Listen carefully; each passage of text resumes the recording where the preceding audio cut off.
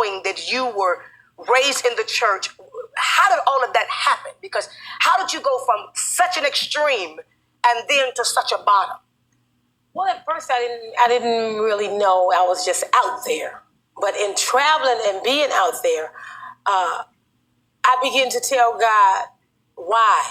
What is it? And the struggle was still in me, but I began to say to God, Lord, why is it that I'm like this? But he let me know, just since I've been on this side of the fence, that it was because of relationship. I had lost relationship with God. Though I went through Bible college, I went through, God had really birthed in me prayer where I could just get on my knees and just seek God and just really come in connection with him. I wasn't truly connected to him. I was going on what I knew, what I had been taught, what I had been trained. And though God used me, he used me to set people free, but I was not being set free. I was not being healed in my mind. I was going through rejection and the things that I was going through that I wouldn't release to my family, to my, to the minister, where people would just go on and on and on. I would just say, so from that, the relationship part just kept going on and on and on. And through that bad relationship where I wasn't really connected with God, that relationship spilled out into the streets relationship. So I was looking for a relationship. Wow. That's powerful. So when you didn't have relationship with the Lord and there were things that you needed, when you turned to the streets, you were still looking for that you needed from God. Exactly. And that was relationship. And then I was like, I remember I was in a crack house and it was really cold. The water was up to here. And the Spirit of God showed up in like a cloud and he said to me, this is it. You are searching for love beneath your means. He began to say that to me, and I didn't understand what it meant at that time. And I just kept saying, Lord, what do you mean? He said, because you're searching for a connection with human life, and the connection is in the spirit realm. It's from when you was born, when you laid on the floor, when you begin to seek me, when you begin to cry out to me, when your parents begin to intercede, when you was before your birth. That's the seek that you're seeking after. But the enemy have you thinking that it's in the flesh. And that's why I went through torment. I went through being raped 15 times. Wait. You went through being raped 15 times. There's something you got to tell these people. There was a man in Chicago during your time when you were out in the streets on crack. And I'm talking about my sister was skinny as a rail. She was sleeping in garbage. I mean, if you see her now, you wouldn't believe all of her hair had fell out. She just looked like a raggedy bum. When I would come to Chicago, and sometimes I would see her, and my brother would say, there go Kathy. And I said, where? He said, right there. I mean, just staggering. Hadn't bathed in weeks.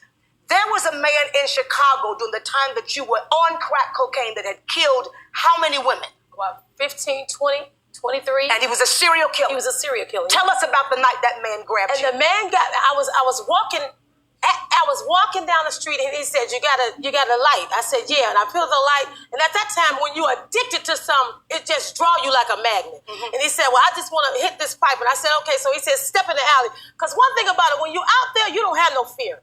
Because all you want is the next hit. And no matter what you got to do to get it, it doesn't matter. So I went with him, and I remember we was in a garage, and he held me for like 8 hours. He stuck a pole in my eye. He stuck a pole in every part of my body that you can imagine.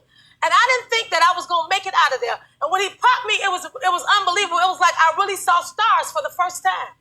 But God kept saying to me, you going through this not for you, but for somebody else. So I began to say, God, I know I'm going to make it out. Because every time that he twisted, he turned, it was for the next woman, for this show right here. Because God,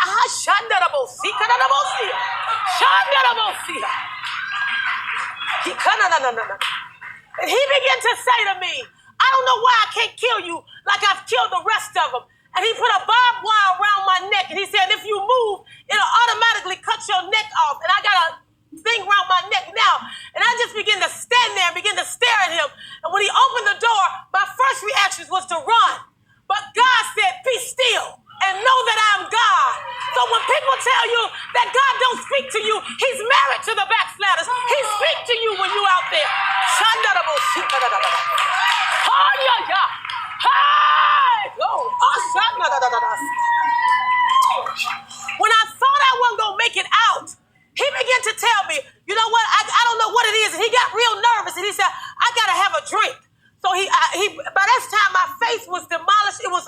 you couldn't even tell that it was me.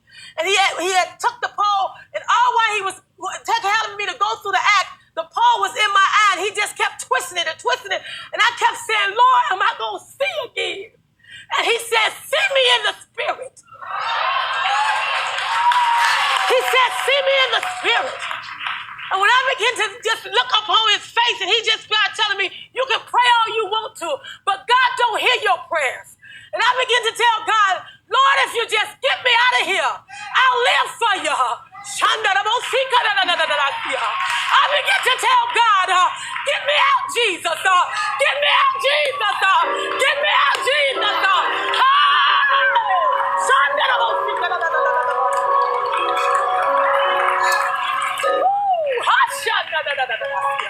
And when we began to walk down the alley, he said, I'm going in the store.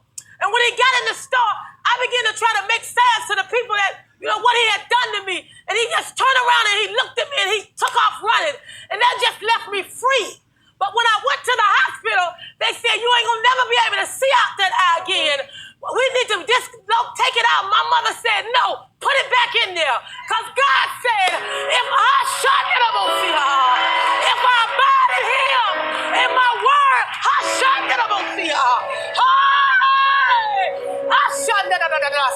and his word abide in me, that I can ask what I will, and he'll give it to me. So I went on my mother's faith. Because understand this, I didn't have that faith to believe that I can see again. But tonight I can see 2020. But understand this, I didn't stop right there. When I walked out of there, you know what I told God? I said, God, you didn't kill me then, so I still got some ways to go. That's how the enemy had me. I was trapped in this thing. I'm telling you, I lived in abandoned buildings. I used the bathroom like a dog where I had to squat down. And I took a board and laid on that to go to sleep at night with water up here. Why? Not because I had to, but because the enemy had trapped my mind, trapped my spirit, because I was searching for love beneath my means. You know, as I began to sit back there, I began to tell God, I thank you, because recently I went back to where I used to be at. But as I rolled down the streets, I began to tell God, thank you, because I remember when. I remember when I was freezing. Oh, Jesus. Hey! Thank you, Jesus. Wait. Hold on.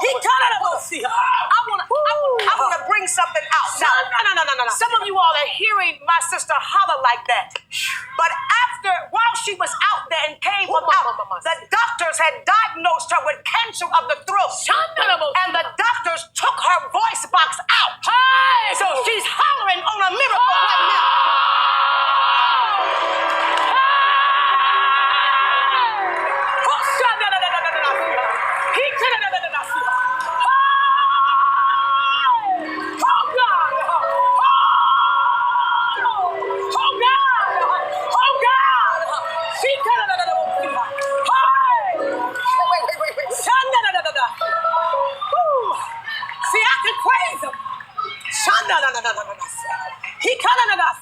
When I think of the goodness of God and all that He's done for me, I can't help but to thank Him. When the doctors diagnosed me and I died on the table, I was in a rehab, and before I went for the surgery, the Holy Ghost spoke to me and said, tell your mama whatever they do, after it's over with, don't let them touch you. I didn't understand what he meant by that, but I told him. But see, what you don't understand is I died on the table, and they gave me up. But my mother and my father, the praying people that they are, they stood there, and they waited on God. And all of a sudden I coughed, and a gush of blood came out. And I heard my mother say in a subtle voice, God did it again.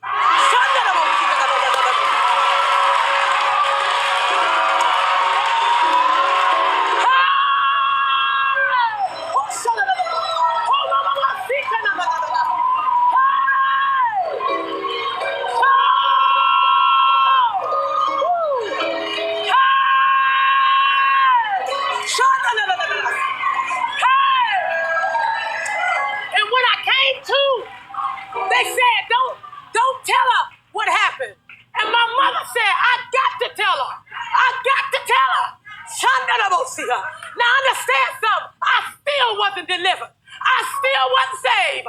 But God said, I'm married to the backsliders. So he bringing me out for this hour right here. Then when they told me that you don't have a voice box, that we took it out. So they put a little tube down there. They sent me home and said, she gonna have to be able to talk like this. But my mother was a faith walker. She took that olive oil and she poured it in that hole. And the next morning I got up, that thing was out. And they told me if she talks, she'll talk not above a whisper. But when I got up the next morning, I've been talking ever since.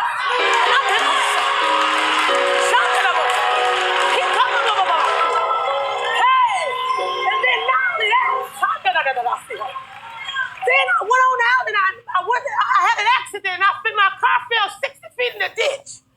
And I had a punctured heart. The steering wheel column went through my heart. And they told me that I wasn't going to never be able to talk above a whisper. And I was going to have to sit down and sleep, sitting up. But that didn't happen.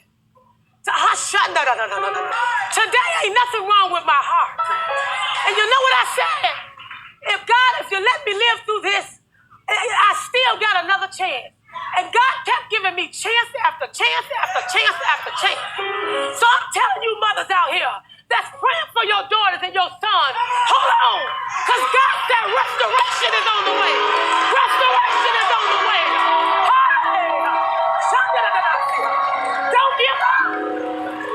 Get up. Tell them about the parties. See. Hey, y'all got to forgive us because we just loud in God.